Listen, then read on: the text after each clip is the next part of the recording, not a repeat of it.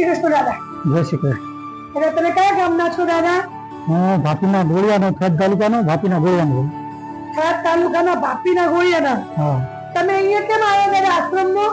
અમારે એક છોકરો હતો, છોકરો કપાતર પાછો તે મને હાડખાને હાથ ને પગ ભાગી નાખ્યા. હા. ખરાબ વવાડે ચડ્યો છે અને હવે કોઈ કમાઈ શકે એવો રાખ્યો નથી. હા. અને 6 મહિના પછી હું ખાટલામાંથી બેઠો હતો ને હજી પણ મને હેરાન કરે છે.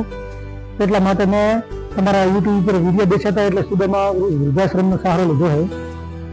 મરદાની કરીને મને સાથ આપજો. ના આપીશું દાદા. તમને દીકરો મારતો? અરે હાથ પગ ભાગી નાખ્યા, કોઈ કોમ ન રાખ્યો નથી. એમ કમાઈ ખાતો રાખ્યો છોકરો. કમાઈ ખાયો રાખ્યા નથી? ના. બા છે તમારા ઘરે?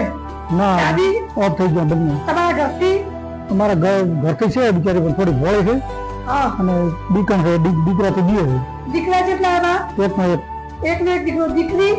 દીકરી 2. દીકરીઓ કયા ગામ જાય? દીકરીને છોકરાને 2 અને ભરદર ગામમાં હદગણ કરે છે સગાઈ. હા. અને નાની દીકરી હોય 6 ભણે છે. હા. હવે આ કાકા કયા ગામના કીધું કાકા?